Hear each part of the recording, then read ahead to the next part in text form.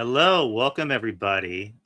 We hope you guys are having a nice morning, whether you're having lunch or brunch, whatever you choose to do. People do odd things at odd times, kind of like us. Yep. No, but welcome to the first ever episode of Lunches with Punches. You already know who I am. This isn't the experience. This isn't friendly neighborhood marks. This isn't metal drive hoops. Not even culture attack, but this is a completely new show that is the brainchild of this man right over here. Me? Yes, sir. Thank You. you. Mhm. Thank you. Yes, my name's Joe Punches, and we're just doing this on a whim because of a conversation between the both of us. Because we both saw Scream 7, and I feel like we're gonna have a nice discussion on that. And pretty much, this is where you and I are gonna be free is around lunchtime. And so I was like, lunches with punches. It has good sound to it. Yeah, yeah. I mean, you're not wrong. But welcome to everybody in the YouTube channel. Currently on the Experience channel. Make sure to subscribe, leave a like, and a comment. But yeah, we will be talking about Scream 7, and just letting y'all know in advance, there will be some spoilers. So Oh I, yeah. I will be sure to put up a spoiler banner. But Joe, what do you want to talk about first? Well, first, since this is the inaugural Lunches with Punches, I was feeling a little nostalgic. So, and I will not eat on camera because I that's kind of gross. I don't want people seeing me eat. Yeah, yeah, But I went with the classic today, bologna and cheese with a little bit of nice. mayo and mustard with some barbecue baked lays on top of it. So, I'll be eating that once we're done here with a little mini Coke because I'm trying to watch my calorie intake because of health and stuff because I'm getting old. Yeah, how's your health, by the way? Uh, Going great. I've been kind of, seeing stuff like, celebrities and, getting ill and stuff like that. I was, I've been making more appointments when stuff doesn't feel right, but so far everything's been coming in clear. No health issues, opposite what it was this time last year. So I'm feeling great. Well, I'm happy to hear that, man. Yeah, I mean, there's been a lot of health issues going around with pretty much everybody. I mean, just recently, I don't know if you want to talk about it, but Bruce Campbell Oh put up yeah. on a social media that he has a form of cancer, which he didn't really specify what it was, but he just said it's treatable but not curable. Yeah. So Um, yeah. yeah, go ahead, go ahead.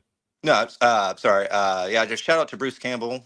Especially if you love the horror genre like we both do. I mean, shout out Mhm. to him because without him, we wouldn't have the Evil Dead and of course all those lovable Spider-Man cameos that he's had in the past and his long collaboration with Sam Raimi. And yeah, I mean, I don't know if he's going to go in more detail. He was kind of uh, um, mum on the whole details thing. So hopefully, speedy recovery, whatever it is that he's going through. Yeah, same. I mean, my only introduction to Bruce Campbell is just the Spider-Man movies. I've seen the first Evil Dead. I need to watch Army of the Darkness movies. I know, I'm one of those people. There's a lot of movies I haven't seen just yet, but I'll get to it in due time. But yeah, no, I mean nobody wants to hear that. I mean, there's been a lot of it going around, with James Vanderbeek just Yep. recently, the late Catherine O'Hara, who Yeah. was just honored. She actually won a post. How do you say it? Post Po- Posthumous? I'm not saying that right, but hummus. I said hummus like the food, but post hummus. I guess that's the way to say it. Anyone in the chat, just please correct me. yeah, But yeah, she won for the studio, which got a very emotional reaction out of a lot of people in the crowd. yeah. I saw that. Jenny Ortega had a few tears and a lot of people in the audience, which I Yeah, never got around to watch the studio. I mean, I yeah, recently just signed up for Apple TV again because season 2 of the Godzilla series right. came out. So I might, since I have it, I might check out the studio. I've heard great things on it. Even though I'm not the biggest fan of Seth Rogen, right? These days, as I was back in the early to mid two Right. thousands, but I'll give it a shot. I like Seth Rogen more as a writer because he's put out stuff like The Boys, Invincible, the Ninja Turtles movies. So he's kind of proven to be big into, like, I guess, the more ancillary independent comics. Yeah. Um, But him as an actor, I don't mind. I've seen him do less comedy, Yeah. or kind of dramedy, like he did with Pam and Tommy. So Yep. I thought he was really good in that. Yeah, Seth Rogen's never bothered me personally. He tends to kind of say some things where I'm just like, "Eh." Yeah, that's. I was like, can we have you like from 10 to 15 years ago? Can we stick with that? Yeah, but I mean, it is what it is. Yeah. A lot of celebrities, it kind of seems they're going that way of like, oh, so you're not the cool guy I thought you were 20 years ago. You're kind of Right. a moron or a dick, but whatever. But yeah, I mean, again, people, we're all getting older. Please get yourself checked. Even Yes. if Yes, it's something little, please. even if it's I a can't. cough. Yeah, Yeah, I can't stress that enough. I mean, your body always gives you warning signs, and like I always stress, it's better be something than nothing. Because I'm much rather play or attempt to pay a hospital bill than not go, and things get drastically bad, drastically fast. So, yeah. yeah. Um, but yeah, I guess we got that out of the way. So what do you want to start with first, or where do you want to go next? Oh, let's jump right into it. I mean, we both saw it this weekend. I saw it Friday night at a 7 o'clock showing. Did you see it Thursday night or did you see it sometime on Friday? I can't remember. I think I saw. Yeah, I saw it Friday. Friday. Mhm. Friday, nice. And did you go? How was? I guess we can start with like the experience. Like, did you go alone? Did you take your better half with you? Oh, I guess we lost Joe.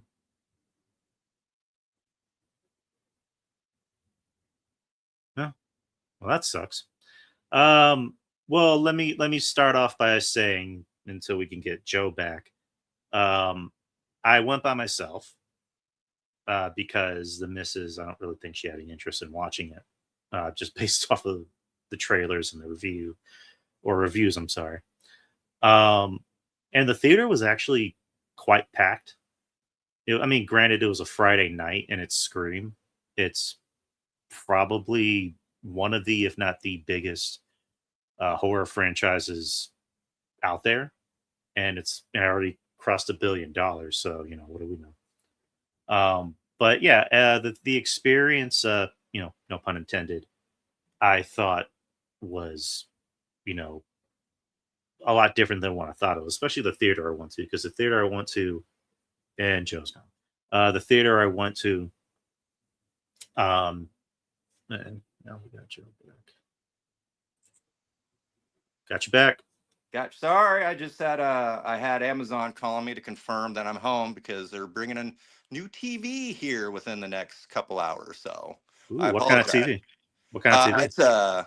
It's a Samsung 85-inch 4K. So the wifey was one to upgrade because the real quick story, the one in our bedroom was going out, Hmm. and she's like, "Well, I've had this for quite a while. Can we upgrade the living room TV and bring the one in the living room into the bedroom?" And so that's what we worked on last night, and we got that new one coming today.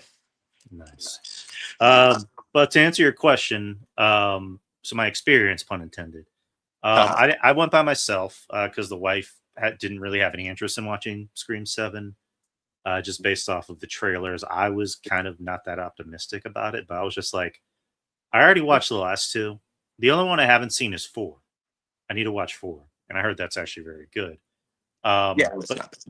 but yeah, the trailers for this one, especially going in, with everything that happened to Melissa Barrera, it just rubbed me the wrong way. Of just like, she was your star. Like, you fire her over just like religious tweets, or like tweets. It's dumb as fuck. But anywho, I just went in because I'm just like, I might as well watch it.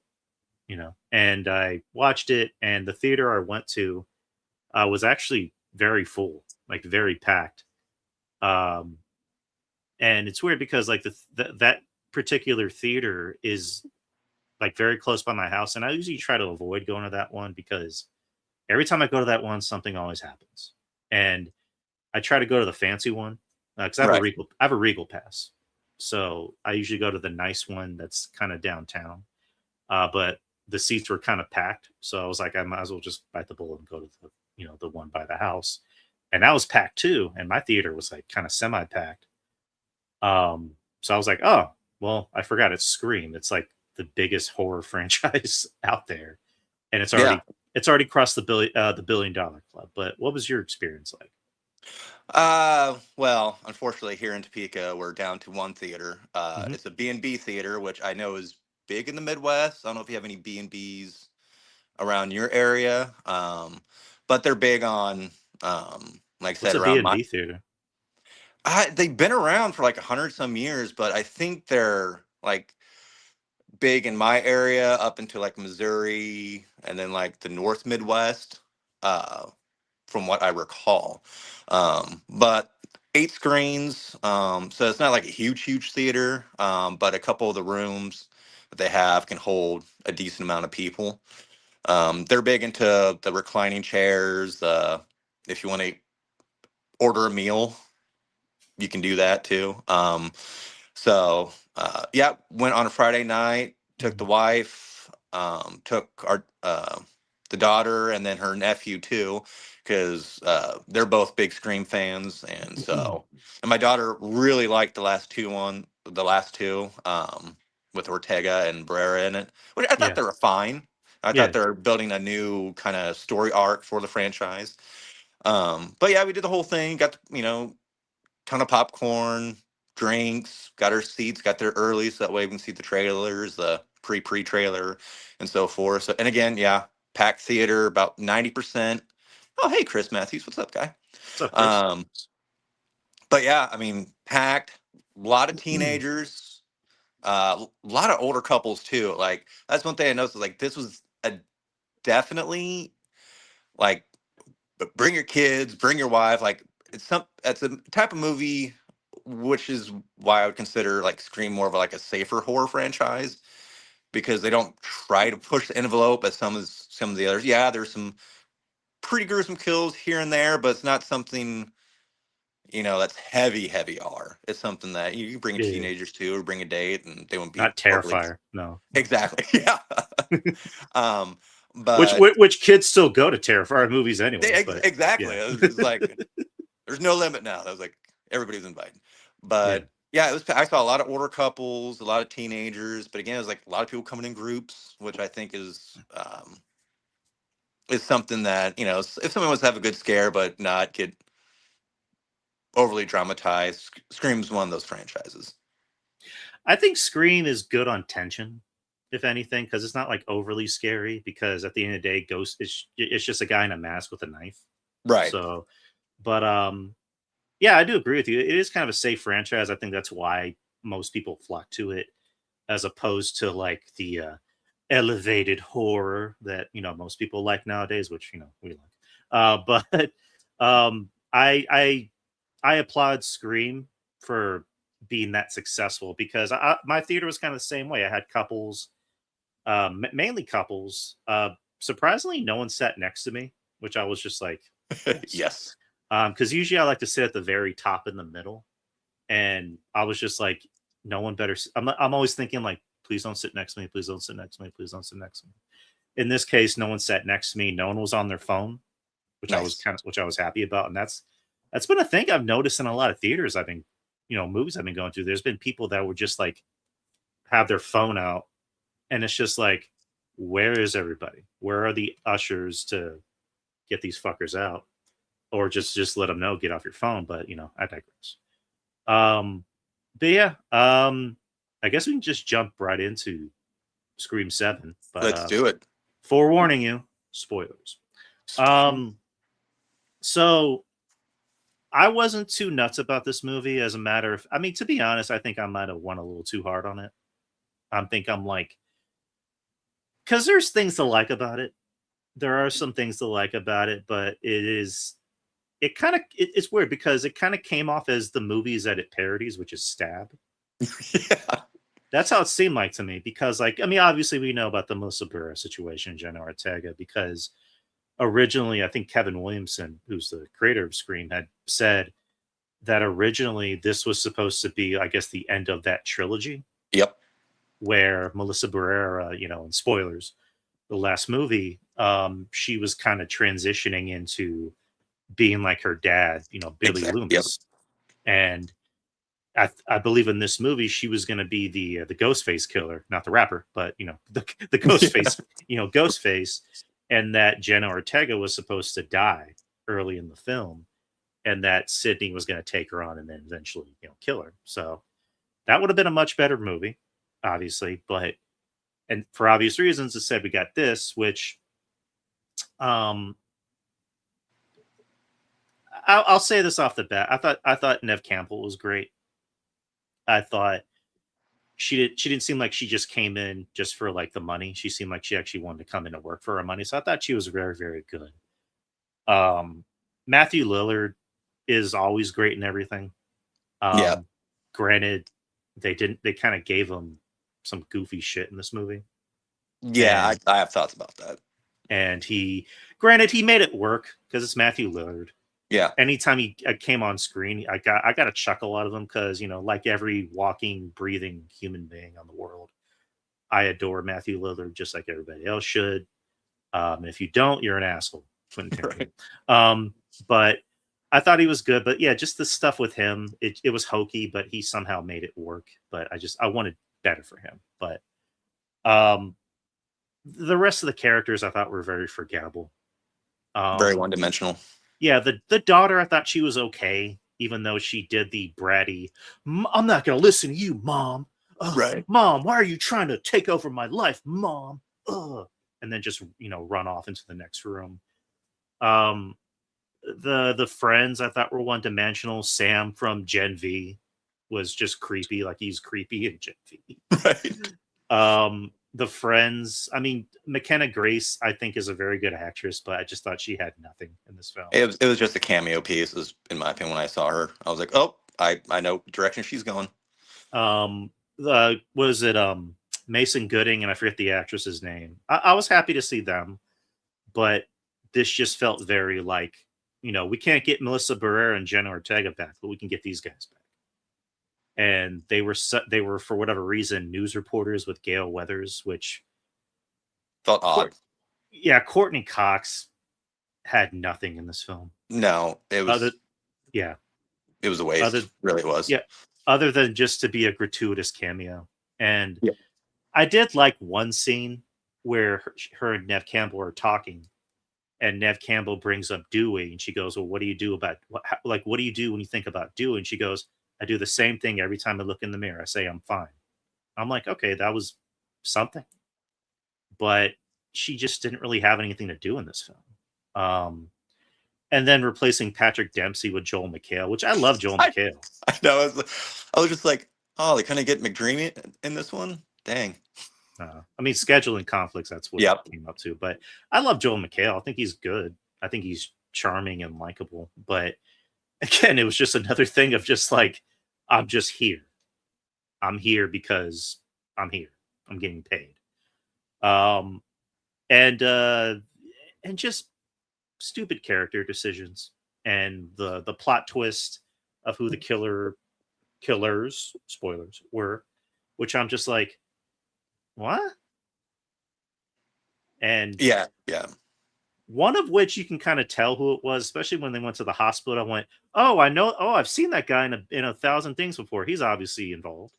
Yep. And the best friend, who's I forget the actress's name, but she was from those singing It's movies. perfect. Always Pitch Perfect. There you go.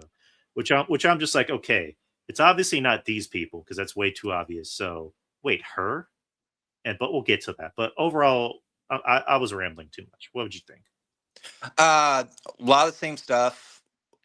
Um, I agree with you. I mean, to me, this is more of a Sydney movie than anything else. I know it's reported that this costs 500K to rewrite, which I could assume if they were really focused on the Barrera character, I can see why, like, oh, we have to switch all this up, and then we're just going to throw you an ending that most people are not going to like. Um, because, yeah, even my daughter, who loves the Scream series, she said, I didn't like who the killers were. And I Yeah, was just like, yeah, a valid point. But yeah, I think this was like, let's build Sydney's story with her daughter, try to get some type of, because they already said they're, Scream 8's going. I mean, Yeah, they're I got the they wheels made money. rolling on that. Yeah, it did. Which we'll get to that later on too.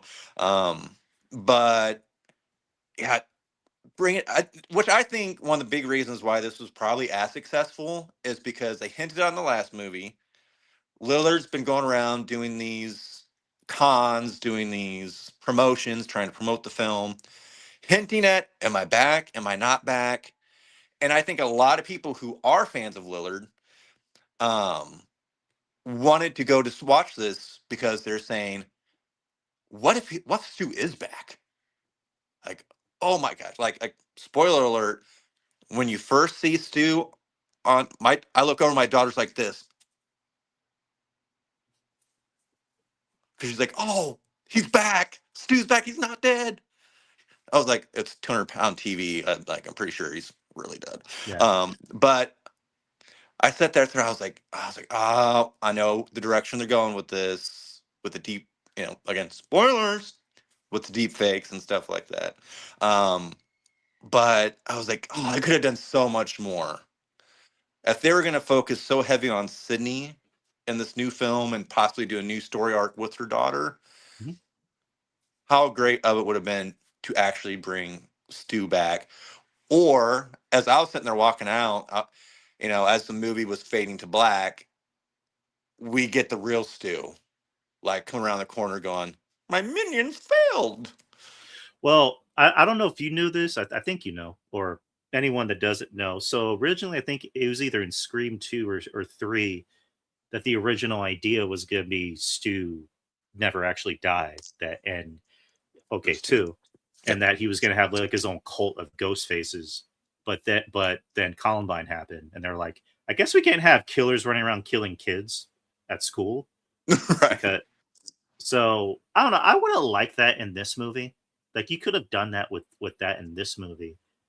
Um, but yeah, I no no. Anyways, continue. And no, it's just, yeah, the whole neighbor having um issues because she is obsessed with Sydney, and then Sydney went away, which I giggled when they kept bringing up. You missed out on New York, Sydney. You should have been in New York. Like they kept bringing that up, just like, wow, New York was a thing.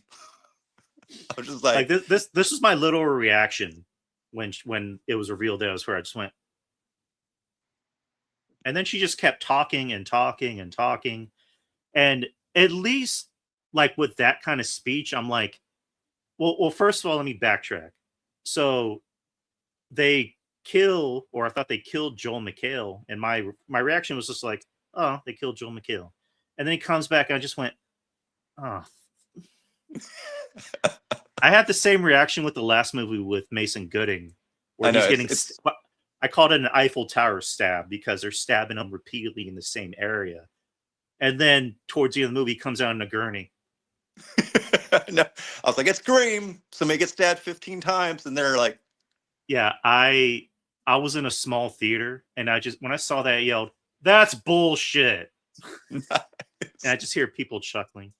But yeah, it's just with Joel McHale. It's just like, oh, he's not really dead, even though they carved up his stomach. It's sure.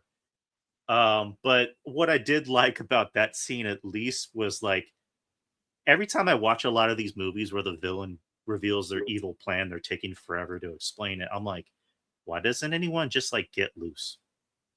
Like find a way to get out of it instead of just sitting there and hearing him talk. But Joel McHale the whole time is just like cutting off his daughter's like tape around her legs. I'm like, oh, that's at least clever. yeah. Another thing, a small little detail, because they didn't really, stay on it too long, but the fact that Sydney had a safe room, I was like, oh, Yeah. that's kind of cool. I was just like, huh, that makes sense for somebody who's been through some major trauma in her life. Um, but there was a couple cool kill scenes, um, especially the one with McKenna Grace. I was like, oh, that's, especially that image where they do Hmm. the farce. I was like, oh, that's real cool. The beer was it the beer tout or Yeah, stout yeah. scene? That was Which great. a lot of people laughed. some random guy like in the crowd was like, "Anybody want some beer?" Like it's like pouring out. But So yeah, yeah, that's one thing I love. Like especially when you see, I call it going to go see a bad movie but having a good time. yeah. Yeah, it reminds me of just growing up when my mom would take my brothers and I to see a movie that was bad, but we had fun. Like this it really reminded me of when my mom took us to go see Jason X, and we all know what a shitstorm that movie was. But it was fun because still same thing. Crowd was huge in the theater. People were laughing, going at certain points and at certain points. So this was very like a lot of member berries for me, especially seeing my daughter's reaction Mhm. to certain kills. And when Stu popped up on screen, she was just like, "Oh my gosh, it's happening!" And then towards the end, she's like, it wasn't real." I mean, it's not out of the realm of possibility that they can't do it in the next film. Right. Um, but yeah, it's just the whole plot in general was just it kind of reminded me of Spider-Man 3, where Sam Raimi had an idea on what he wanted the movie to be, but then Sony was like, "Hey, can you put Venom in the film?" And he's like, "But Venom's not in my script." Well, we want Venom in the film, Right. so he had to make a film that he didn't want to make. This is what it kind of felt like: is that Kevin Williamson already knew what he wanted to do, and then due to unfortunate circumstances, it was just like, "Hey, we need you to make an entirely new film." And I think you said like it cost like 500 grand to remake. Yep. That's the That's estimate of wild. what it took to. I was like, why did it take? I was like, gosh. I was like, really? It took that much to just rewrite a few characters out, put a few in? My golly. Yeah, so like you can tell his heart wasn't in it because like it was very rushed. It kind of felt like I was watching two different movies because you had the beginning, and then when it got to the scene at Sydney's house, it was like, so you would think this would be the end of the movie, but it's not because we still have more movie to go. So where the hell are they going with this? Um, but yeah, I did going back to Sydney's daughter. I did like the dynamic towards the end where she's not as strong as Sydney. Like I think I would have hated it if they did the Halloween kills stuff where her daughter is all of a sudden a badass because Right. Sydney, taught her in the woods in a secluded location away from society. I did like how they made Sydney still a human and not this unlikable person. Kind of Yeah. like they did with Jamie Lee Curtis's character in Halloween. Um, so I like the fact that her daughter was learning on the go. So I Right. did like that. I thought that was kind of cool. I did like the end where they literally shot her face off with both I guns. know. I was just like, it kept going. It was like, oh, couple shots. Oh, nope, we're doing this. Like it kept going and going. I was like, oh, we're making sure they're emphasizing you shoot her in the face. It's like, yep. Oh, that was great. I thought that was a good way to end it. Yeah. um, but yeah, just aside from everything else, I mean, the boyfriend stuff I thought was weird. Yeah. Like when she catches his laptop or she opens his laptop and he's doing the deep fake stuff, and he's like, "I just wanted to test it out," and then she hits him with it, and then he comes back and he's like, I didn't do it, I swear." And she's like, "I know you didn't." I'm like, What? So we're just gonna leave that alone?" And then he ends up getting stabbed repeatedly. Um, but yeah, just overall, like I might be one a little too hard on this film. I, I mean, I gave it an F. I might slightly bump it up to maybe like a D, a D minus. Yeah. Um, I'd probably rank it probably like a C minus, just yeah, because I went in with like very low expectations. I was there mainly for, like I said, my daughter and just the experience in general.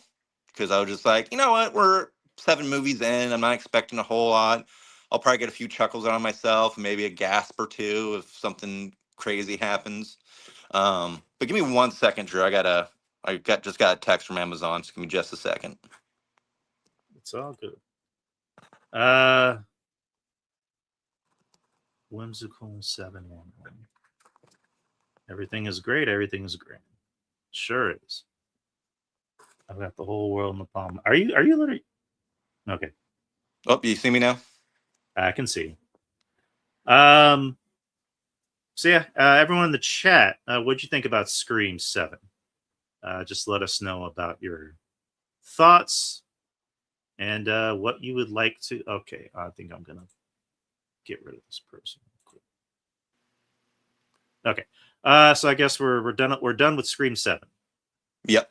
Yeah, like I said, the people don't, it's not the worst thing in the world. I mean, I know I'm seeing a lot of people who, whether they have agenda or not, are just lambasting this as the worst thing in the world. I would say this is a hell of a lot better than the third one. I thought the third one was a complete. Ugh. I can't remember what the third one was. The third one was with the brother, right? The long lost brother. Yes, yes, and then um, what's his name? Who plays? I just remember I laughed just because I remember his kill was like kind of corny, but the guy who plays Joe from Family Guy was in it, and he was like the bodyguard of the one who Mm. was the actress. Oh, what's her name? Um, but Jenny she was McCarthy. no, he was the bodyguard of the one who is playing Courtney Cox's character in the Stab movies. I can't remember her name, but Oh, Parker Posey. yes, Parker Posey. Yes. Yeah, she was funny. The only real takeaway I got from Scream 3 was that Creed song. Right. Whoa But there. yeah, I would tell people if you want to go to the movie theater and just turn your brain off for a couple hours, this is the movie you can go take a date to, and not take life too seriously for about an hour and 45 minutes. I mean, yeah, like you said, it's definitely not the worst thing I've seen. I just personally didn't like it. Um, Other people seem to love it, so I don't want to yuck anyone's yum. That's not my Yeah. style. But um, I mean, this isn't like World of Worlds, where it's just Right. like so bad that it's funny, but it's still bad. Like it again, it still has its moments of like being somewhat decent. It's just again a very rushed movie, like very Right. very rushed movie with just very one-dimensional characters. But Nev Campbell's great, Matthew Lillard's great, so I can't really front on that. So, Right. I agree. um, so you wanted to talk about the Oscars, right? Yeah, 'cause that's coming up next weekend, if I'm not Yeah, mistaken, or next weekend. Okay. March 15th. Yes. Yeah. So I'm excited because our little girl there from Weapons won at Yeah, the Amy SAG Madigan. after. Yep. That was, and I Um, loved it. I loved it too when she won, how she ran up on stage. I was like, yes. love that. Yeah, I would actually be really really happy if she won because I loved Weapons. I know you loved Weapons. Yep. She was great in it. Um, I forgot who she was because I was like, wait, that's the girlfriend from Uncle Buck. Yep. Holy shit, Ed Harris's wife. So the fact that she's nominated for a horror film and the Oscars, like lately, the Oscars have been trying to be a little bit more IP genre friendly with their Yeah. nominees. I mean, we'll get into stuff like for example, Sinners has the most nominations for literally any film ever. Yeah, which Um, I am, since it's the SAG afters, I was really surprised just how much Sinners had accomplished at the SAG. Just because that is more of like, I guess, mainstream horror. mhm. Because I know they gave it to Michael B. Jordan, and Coogler won too, didn't he? I think he's the first black director to win for screenplay for best screenplay at the Gotcha. at the not the SAG-AFTRAs, the BAFTAs. The BAFTAs, yes. Yeah, so um Adam Gill. Well, you're Adam Gill, you're in the chat room, so we can't hear you. But anywho, um yeah, Amy Madigan, I would actually be really fucking happy if she won because it means a lot to horror. You mean over the years, superhero movies have pretty much saturated the market, and I'll be honest, I love superhero movies, but Same. I'll be honest, there's been too many of them, way too many of them, and lately there have been not so good ones. Well, the past year they've been stepping up their game, but while that's been happening with the rise of like comic book films, you've seen horror kind of go, okay, now's my chance, and stuff like A24, stuff like Neon that supports more, creative writing and directors, um, has really shined a big light on horror. And then you have other stuff like Sinners, um, what you call it. Last year you had, what was the Hugh Grant movie? Oh, uh, Heretic. Heretic. There you go. Yep. Um, so I'm thrilled. I'm thrilled that horror is getting its day, because the Oscars was always about like, this isn't a horror. We're gonna nominate a thriller like Silence of the Lambs. And Right. Silence of the Lambs, yeah, you can say thriller, but it's a horror. At the end of the day, it is a horror movie. Like, very Yeah. much so. Very much so. Very, very much so. So nowadays, horror is really getting its due, and that's long overdue. Yeah, Uh, the thing is too is it's a lot more than just we just got talking about the Scream franchise and Scream 7. It's a lot more than just the slasher. I mean, a lot more like Weapons is a very, very smart movie. And that's, I mean, I don't know if you necessarily want to call it that elevated horror, as that A24 and Neon is really ramping up. Um and bringing to popularity, especially when it comes to the box office and theaters, and more people seeing, as we're getting better writing, better acting. Um, it was just like last year we had Strange Darling, which was to me one of the best movies that came out last year. Um, Agreed. and I know you weren't the biggest fan of Long Legs, but again, Long Legs, another neon movie that did really well and kind of put a spotlight on horror. So I think we're I don't think we're quite there yet. We're getting real close to where a lot of the major awards are highlighting horror, just because it is becoming, I don't know if you want to say culturally acceptable, or it's just they're they're coming around and going, you know what, we need to spotlight this more. There's some great acting, there's some great writing, great cinematography, everything that stuff like the Academies, the SAG-AFTRA, the BAFTAs, they highlight all this stuff, the directing, the producing. Horror has come a long way in the last 15, 20 years than what you and I were used to watching growing up. Yeah. And you hit the nail on the head. Is like acting. Like, we're not above watching movies like Scream. We just talked about it, or Terrifier. But like, we need our acting in our horror movies to be good. Yeah. And like, there's always been that notion of like, well, you can't judge the script of blah blah blah. It's like, actually we can, Yep. because like what was that, Friday the 13th knockoff, in a Violent Nature, where I wasn't the biggest fan of it, but the acting from like the victims was awful, like Oh, god it was so awful. wooden. That Yeah, was so bad. very And very again, bad. I liked it. I thought it was good. I'm more excited about the sequel. The sequel looks like it's going to be a little bit more fast paced. Yeah. But yeah, I mean, you definitely, when you walk in, you can notice almost immediately, especially when you have such great horror movies like Weapons and Heretic and all these others that have come along, especially from the A24 and Neon companies. If there's bad acting, that's gonna you know make you want to turn it off a Right. lot sooner than later. It's like recently with Good Boy, which I like Good Boy. I liked it a lot. I wouldn't say it was my like top 10 or even my top 20. But I enjoyed it. But I thought the acting from the humans was, it's weird when a dog is a better actor Right. than you. But I thought the human stuff was kind of just like, it literally felt like they were just reading off a page. But yeah, going to the Oscars, a lot of good films nominated. I don't know if you want to get into just straight up nominations or just as a whole, or Yeah. what do you want to talk about? Yeah, I don't have a list in front of me, but Have her. nice. Yeah, that's why you're the host.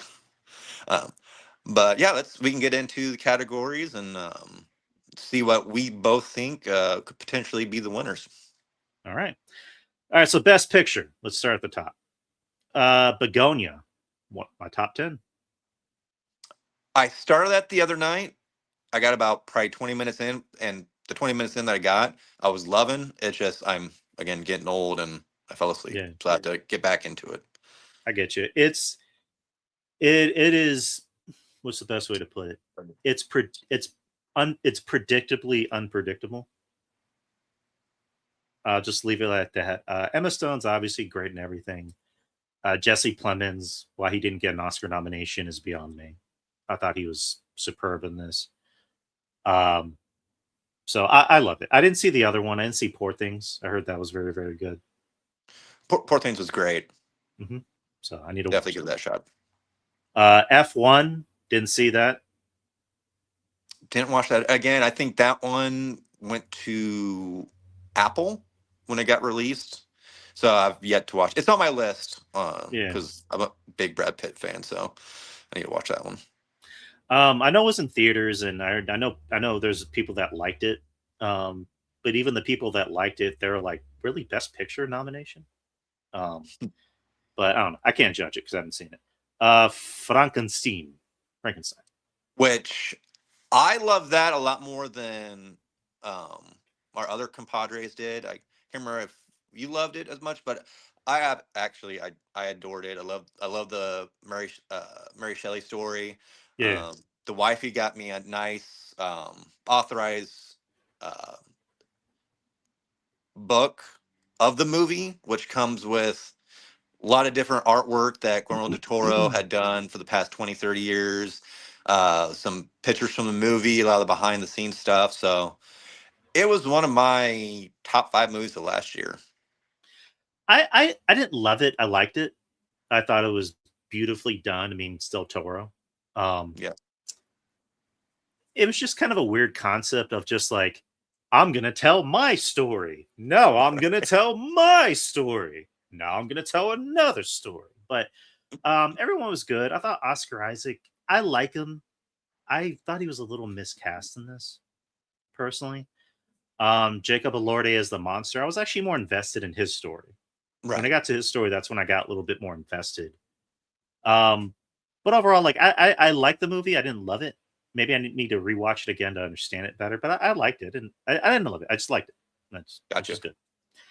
Hamnet, which everybody is cuckoo bananas for this movie. Head over heels. I know it's a dramatic retelling of Shakespeare and his wife and how he came to write Hamlet, and so I mean I'm sure I'll get around to watching it. It's just not something where I'm gonna run to renting it online or wait for it to come to a streaming service.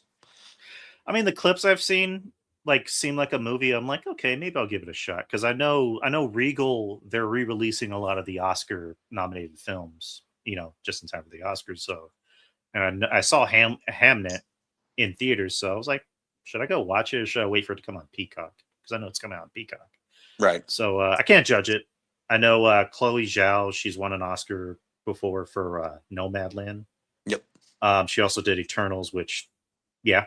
But yeah, I wouldn't be surprised if this won Best Picture because everyone's like, cuckoo bananas for it. Marty Supreme, which made my top 5 actually. I yet to see that. It's on my list. Really, really, really good. You can tell who the better Safdie brother is. So, Josh Safdie and Benny Safdie, they had a falling out. Benny did Smashing Machine. And he also did Happy Gilmore too, but we're not talking about that. Right. Josh Safdie did this. You can tell who the better filmmaker is. Right. What the Safdie brothers do in general, which I think is very good, is they're very good at scumbag characters that are somehow endearing, but you still go, but you're a piece of shit. Right. Good Time, for example, which shout out to John Draper, our friend. He's the one that got me into Good Time. And good movie. That's actually what got Rob Pattinson Batman. Because, I think, was it Matt Reeves was like, I don't know. And then he saw Good Time and he's like, oh, yeah, there it is. Guy. But yeah, Timothy Chalamet, I thought he was great in this because he was such an awful person, had no good qualities about him, but yet you were somehow going, I want to see where he goes next. I want to see whose life he's gonna fuck up next. Well, now you're making me want to watch even more.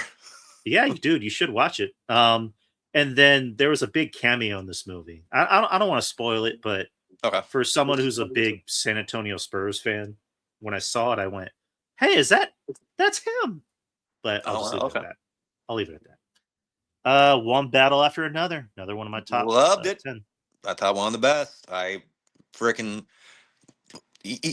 when you think Leo can't possibly do something different, he does something different. And just like that scene where not really a big spoiler, but when his daughter's friends come pick him up, I just love that scene.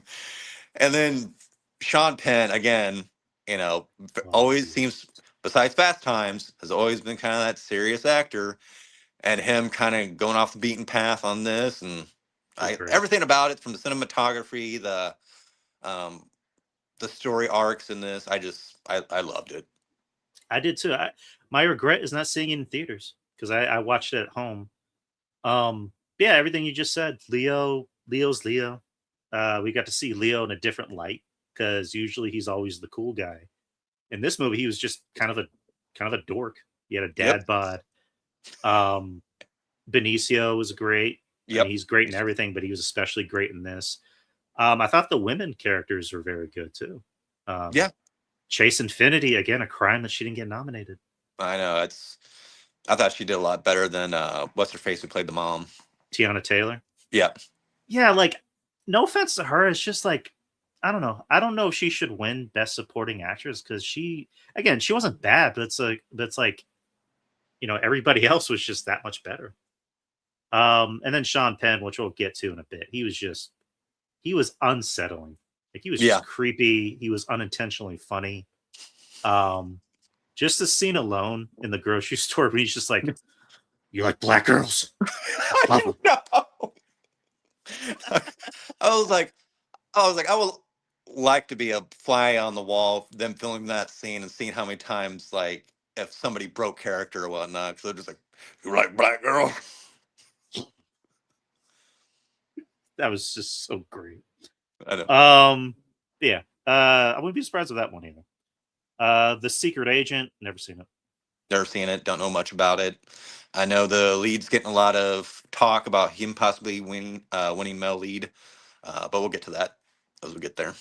He's a good actor. I've seen him in a few things, so can't really judge it too much. Yep. Sentimental Value, again, kind of like Camnet, a film that everybody's just like going crazy over. Haven't seen it, so I can't judge it. Same. Sinners. I'll say this: I love Sinners. Sinners was my favorite film of last year. I see the criticism of Sinners. Um, I There's been this like discourse, among our friends where it's like, people think it's the greatest movie ever made. I've never heard anyone say that. I Yeah. would say it's maybe one of the most important films made. Um, because you got Ryan Coogler, who all of his films, I mean, whether you like all his films or not, they're always well shot. Yep. Um, he's always very good about, and maybe I'm not the right person to say this, but he's always very good about displaying the culture, the black Yep. culture, in a more positive way, but in a way that's not pandering. Um, and I thought everybody from top to bottom was very good, very, very good in this. Um, I thought the music was great. The scene in the bar where they're just having different eras of music, Right. of black culture, music. For a second, I thought I was not going to like that scene because it was going to do that independent, movie thing where it's just like, huh, get it. I'm like, no, I don't get it. But for a second, I had to go, wait, what's going on? I see what's going on. This is fucking amazing. And I almost like maybe got choked up a little bit because I'm just like, as a fan of like 90s hip hop and, appreciation for black culture, I really appreciated that. Um, and just everybody was good. I mean, it's weird because we know Michael B. Jordan and Haley Steinfeld are going to be good because they're good in everything. Yep. It's like, I mean, you're a dad. It's like when your kid goes, "Hey, I took out the trash." Yeah, I expected you to take out the trash. Yeah, right. That's what it felt like with Michael B. Jordan. It's like Michael B. Jordan was great. Yeah, I know it's Yeah. Michael B. Jordan. What do you expect? But Delroy Lindo, it was like I saw him and I went, "That's Delroy Lindo. It's good to see him." And he was great in that movie. Mm-hmm. Miles Catton, the kid. I say kid, he's like 20 something years old, but I'm old. I'm old. Everybody younger than me is a kid. But I thought he should have gotten nominated. I mean, technically he is nominated for best song, Right. but I thought he should have been nominated for best supporting actor. I thought he was just like he owned every scene he was in. I will say for a horror movie, the horror stuff was maybe my least favorite stuff. Yeah, I mean, it's again, I really liked it. I thought, for quote unquote horror and definitely being more of like a mainstream horror, it got a lot of love, much deserved love. I mean, especially for the drama. But yeah, I was just like I really love that first half where they're getting into like, oh, we came back from New York, we're getting deep into the gangster life, and now we're gonna, solve this whole prohibition issue, and we're gonna open up a club, and for our people. And so the first half, I was like, man, this is really getting good. And they start adding supernatural stuff, which was fine. Some of the CGI was, it could have been better, but I'm just nitpicking there. I would love to see what else they can do in this universe if they decide to go that route, because they slightly touch on the Native American aspect of it. Yes. Which I was like, give me more of that. Yes, please. So we don't get nearly enough Native American folklore, especially Native American folklore horror movies. And especially the very end where you're like, oh, if they decide to do a sequel, they can build off these characters, where they go meet them at the jazz club, and they do the whole, he's an old man now, but he does the whole monologue like, that was the best day of my life, type thing. So yeah, but the Native American stuff is just like, and Native American culture, there's a lot of good stories you can tell with horror. I mean, there was it Tomahawk? I forgot how to say it. Bone Saw Tomahawk, or Bone Saw Tomahawk, is that it? Yeah, with Kurt Russell. Yes. I thought that was good. There was also an episode of Reservation Dogs where they talk about the deer lady, where where they actually do tell a true story about Native American kids that are brought to American boarding schools and were sexually assaulted and killed. Damn. And she's like thought of like this like vengeful vigilante spirit that kills that kills like awful people, like not just like La Llorona, where she only goes after unfaithful men. Right. Like the deer lady kills people that hurt children and women. Oh, that'd be great. And I'm like, movie. Like, give me that movie. I want it. Right. Yeah, Sinners, again, love it. I mean, I can still criticize something I love, but I love this from top to bottom. I guess I shouldn't say bottom, because I said the horror stuff wasn't all that great. They did have some good moments of tension, where there's a scene with Cornbread where he's clearly a vampire and they kind of suspect it, and he's like trying to get in. He's like, let me in, guys, come on. It's like, we kind of want to know. So yeah, I did like those scenes, but yeah. And lastly, Train Dreams, one of my top 10. I think you and I may have been the only people that saw it, because I remember it's one of those movies I watched. I was just like, I need to talk to somebody about this, just because it's beautifully shot. I was just like, the older I get with films, the more I start to appreciate small little nuances. And when I was watching this film, I was just like doing this, and I'm like, this is just so beautifully shot. Like, can we get more films like this? Like, can we get more practical? And by practical, I don't mean just like practical effects. Just like, can we do more on location shooting? Yeah, you know.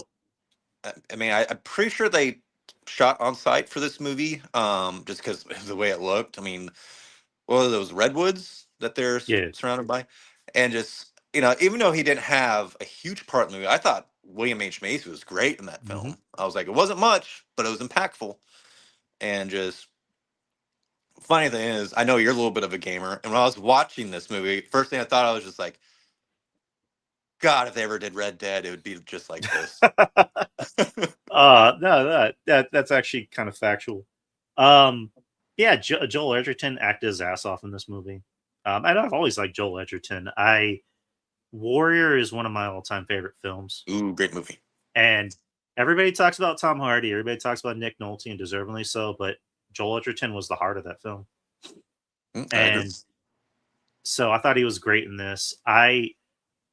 It took me time to kind of really digest the ending because I didn't know it was based on a book for one, and I guess I'm just so used to just these cookie cutter endings of just like, and everything was resolved at the end. Like, no, like this was a film about isolation and finding some type of solace and happiness in isolation. And I'm just like, huh, that's a Yeah, the unique way idea. the ending was very, and don't really want to do a whole lot of spoilers on it, but Right, right. like the ending had a very somber feeling, like especially like what he's doing, what he's doing. Again, I don't want to spoil it for anybody because it's a film you should watch. Like run to Netflix and go watch it. But it was very somber, but you can definitely say like, okay, I'm at peace now. Yeah, and I And that's it. appreciated that. Hmm. Yeah, I mean, there are people who are just happy being alone, and nothing wrong with that. Yeah. So those Best Picture, Best Director, Chloe Zhao for Hamnet. Um, Oh, real quick, Josh. who do you think's gonna win Best Picture? Oh, I wouldn't be surprised if Hamnet or One Battle After Another one. I don't think Sinners is going to win. I wouldn't be mad if they won, obviously, but I think between One Battle and Hamnet, I think it's one of those two. I'm going with One Battle. That's my pick. I think Mm-hmm. Paul Thomas is gonna get a lot of love. Mm-hmm. And Best Directing, Chloe Zhao for Hamnet, Josh Safdie for Marty Supreme, PTA for One Battle After Another, Joachim Trier for Sentimental Value, and Ryan Coogler for Sinners. I'm gonna go. You said Paul Thomas, right? Yeah. All right. I'm going to go. I keep going back and forth between that and Hamnet for Best Director, but I'm going to go with Paul Thomas. I'm going to go with PTA as well. Again, it's one of those things of like, I wouldn't be surprised if Chloe won, but I'm picking PTA. Best Actor in a Leading Role, Timothy Chalamet for Marty Supreme, Leo. We just call him Leo. Leo Yeah. DiCaprio for One Battle. We're friends. Yeah, I call him every day. Ethan Hawke for Blue Moon. I heard very good things about this film. I heard, Ethan Hawke. Over the years, I've become more and more of an Ethan Hawke fan. Yeah, he does a lot of good stuff. He's also one of the most like non-Hollywood guys. Right. But I appreciate him.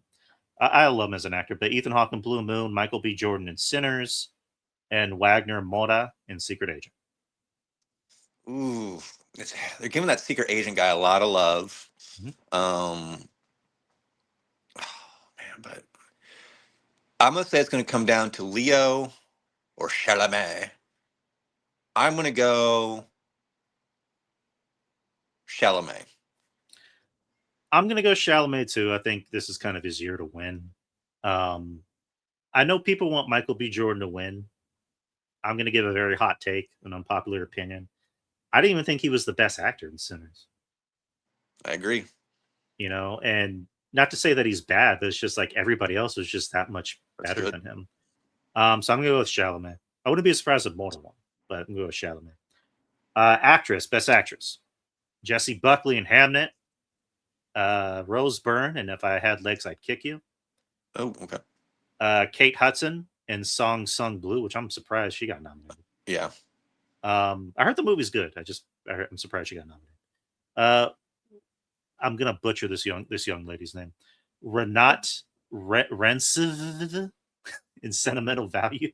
Okay. Emma Stone and Begonia. Ooh, I'm gonna say Buckley for Hamnet Hmm. will probably win. Yeah, I would love it if Emma won for yeah, yeah. Begonia, just because I think she'd break a record, especially at her age, if she won. So Yeah, I again love Emma.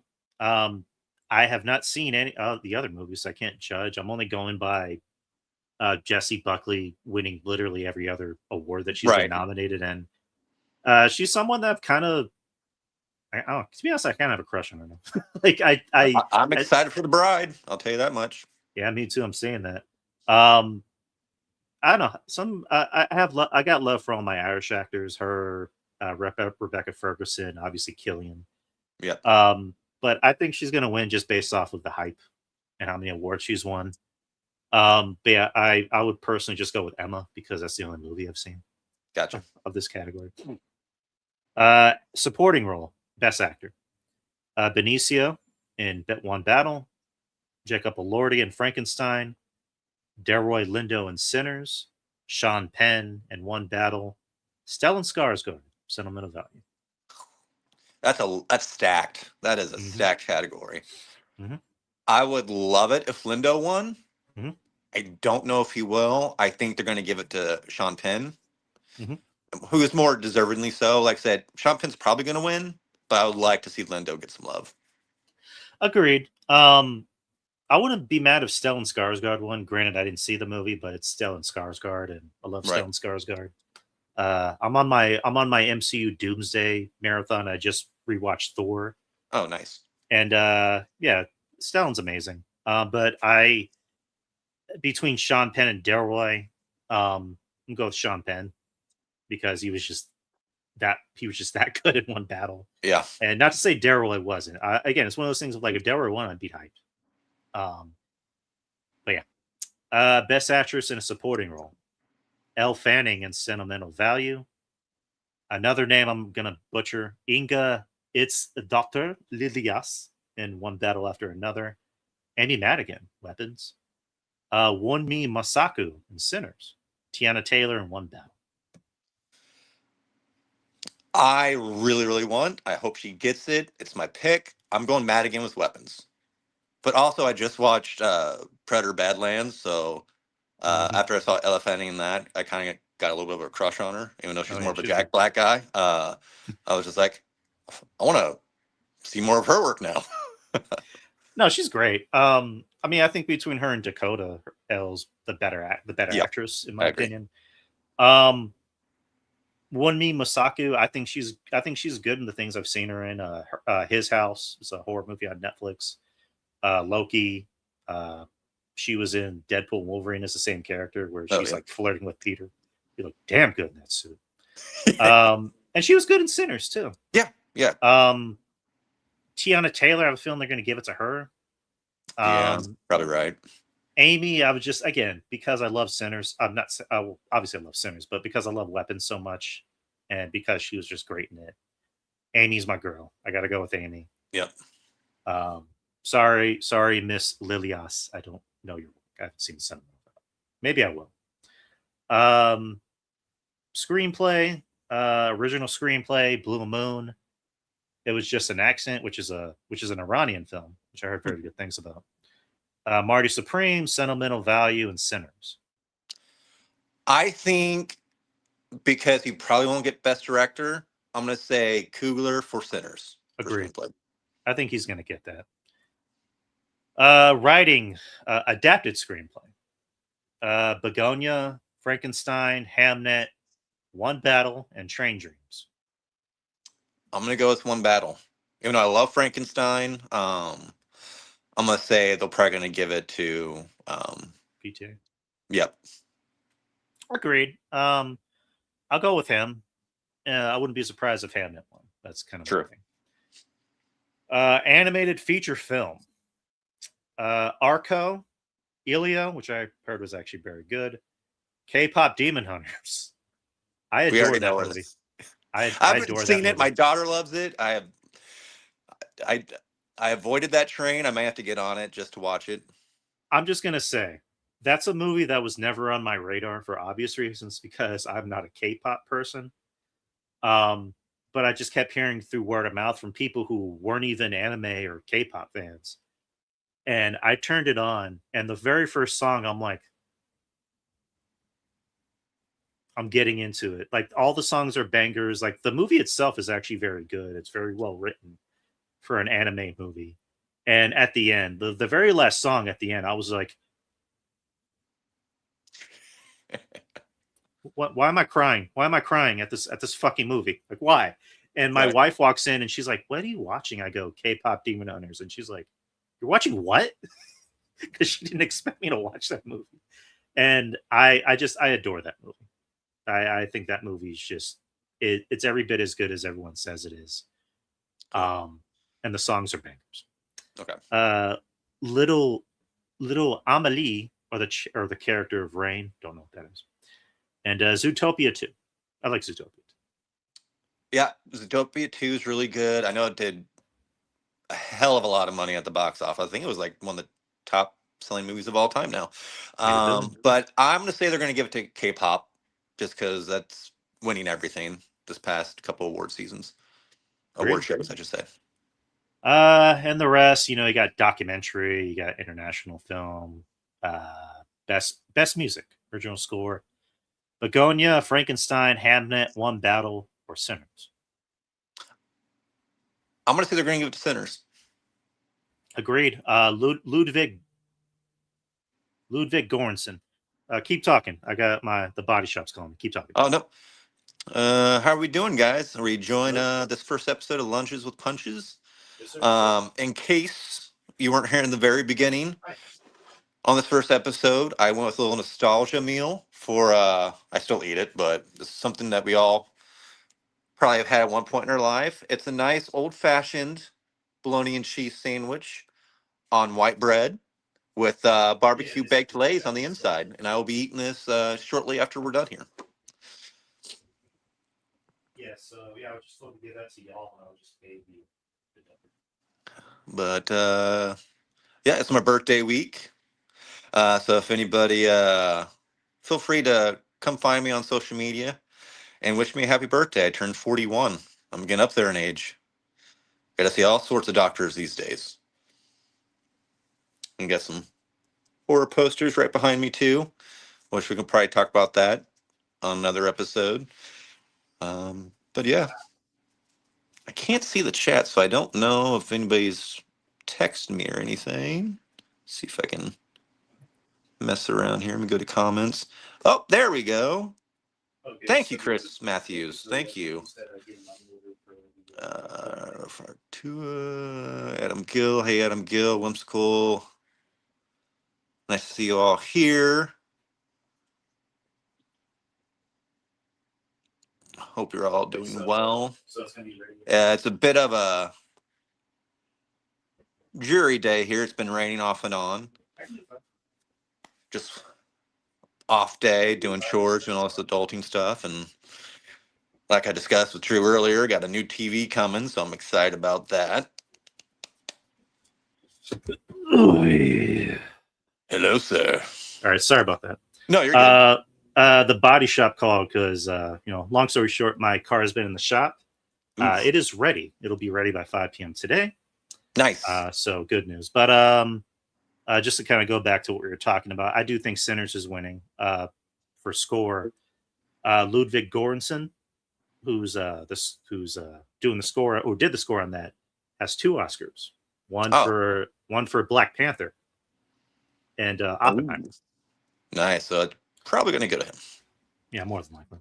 And then best music, so original song. Dear Me from Diane Warren, Relentless. I don't know what that is. Golden by K-pop Demon Hunters. Okay. Might as well give it to them. I Lied to You from Sinners. Good song. Very good song. Great song. Sweet Dreams of Joy from Viva Verdi. And Train Dreams from Train Dreams. I didn't know there was a Train Dreams song. I love the movie. Didn't know there was a song in it, but we all know it's going to K-pop. It would be nice if Sinners got it, but I could see him giving it to K-pop. I mean, you literally can't go anywhere without hearing that Golden song, Yep. and it's a Oh, good trust me. I know. song. It's catchy. Here's a new category: best casting. Hamnet, Marty Supreme, One Battle, The Secret Agent, or Sinners. This one, I think they're going to give to Sinners. Agreed. So Sinners. They're not doing best stunt work until next year, right? Correct. Yep. Okay. And then there's best sound, best production. I don't know if you want to go over that. We don't really need to. All right. Cinematography. We can do cinematography. Yes. Frankenstein, Marty Supreme, One Battle, Sinners, Train Dreams. Ooh. Can I go first? Yeah, go ahead. I would personally love it if they gave it to Train Dreams. Me too. I would love that because that's anybody in the chat, everybody who watches this, if not live, but later on, do yourself a favor, go watch Train Dreams. It is a beautifully shot movie. You can tell they're on location. That's I hope, but I have a feeling they're going to give it to One Battle After Another. One Battle After Another, yes. Maybe Sinners as well. Maybe Sinners. Sinners could be a possibility. But I thought Train Dreams was just like chef's kiss. Makeup, costume, film editing, visual effects. I guess we can do visual effects. Avatar, Fire and Ash, F1, Jurassic World, Rebirth. That's weird. The Lost Bus. This is with Matthew McConaughey. It's pretty. Oh, yep. And Sinners. I'm gonna say they're gonna give it to Sinners. I mean, I wouldn't be surprised if they just threw Avatar this award because it's Avatar. Mm-hmm. But I can see Sinners getting it. But that's the or that's our take on the Oscars. It'll be next Sunday as we nice. Looking forward to it. So I guess we kind of touched up on everything. Is there anything else you want to bring up? No, I think this was a great first episode. I mean, we covered a lot of ground. Both covered Scream pretty heavily. So, again, for anybody who's joining late, we did discuss that earlier. And forewarning again, we did do spoilers. So just keep that in mind. Mm-hmm. Yeah, I think that's all for this episode. I mean, anything you want to lastly touch on? No, I think we kind of covered everything we need to cover. But I agreed. Very, very, very, very good at first episode. Thank you to everybody who did show up in the YouTube chat room. As I mentioned, please subscribe to the Experience channel. Yes. We are close to hitting the goal, which is 200 and beyond. And I guess all the other shows, tomorrow is the Experience at 8 p.m. Central Time with myself, Justin, and Ruben Prime, who, if anyone's living under a rock, Ruben Prime is now officially a part of the show. He is the third man. So we'll be talking about the Elimination Chamber, the fallout from that, and all other news. Thursday is going to be Friendly Neighborhood Marks with myself and RJ the Brooklyn Savage, where we will be doing a 64 film and TV show MCU bracket, kind of like the Sweet 16 in college. So we're going to be doing that. Saturday, myself and Jeff Littman, or his alter ego Evil Dose, will be covering NXT Vengeance Day. Nice. So we're going to be looking forward to that. So a lot of Yari, the week of Yari. It's Yari. You can't get enough Yari. No, you can't escape me. I'm like Pedro Pascal. You will never escape me. Never escape me. So when do you want to do the next show, Mr. Joe? That's probably something we could discuss off air because again, it all depends on our schedules. We can discuss if we want to do it next week or do it every 2 weeks. I'm going to leave that up to you. Like I say, we can discuss that once we're off air here. And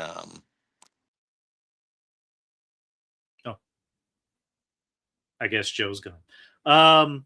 I will message Joe in a bit to discuss the schedule. But anyways, people.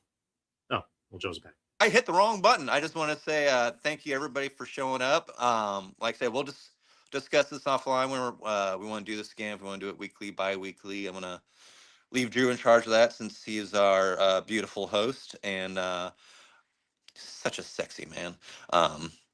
But yeah, thank you guys. I mean, this is great. I'm looking forward to it. And next time I'll have something different that I will prep for you guys for Lunches with Punches. You can find me at Facebook, Joe Punches, Twitter at Moose Breath. And yeah, I hang out in all of our local chats, whether it's Wrestling Soup, the Drew Yara Experience, Spitball Media. I'm around, so don't be shy about shouting me out. That's the stuff we like to talk about, whether it's movies, horror, video games, wrestling. I'm always around. But thank you, Yes, Drew. I sir. really appreciate this. Appreciate you. All right, people. We will see y'all Deuces. next time. You'll see more of me this week, like I mentioned, but our show, you'll find out. You'll be the first one to find Yes. out. So See you later, take care. guys. Bye. Take care, people.